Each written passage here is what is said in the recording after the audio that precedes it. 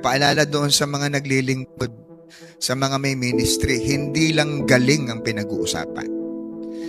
Hindi lang husay sa isang bagay ang pinag-uusapan dito. Ang tinitignan ng Panginoon, ano ang kalagayan ng ating puso?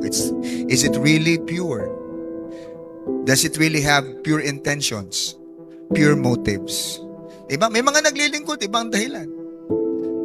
Active naglilingkod because they're trying to impress someone.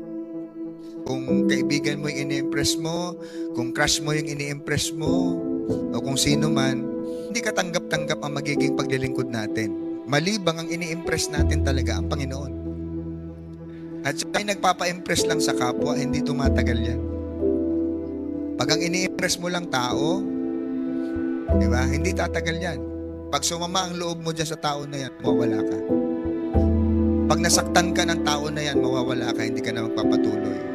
Pero kung ang intensyon ng ating paglilingkod ay ang ating Panginoon, mananatili tayo, magtatapat tayo.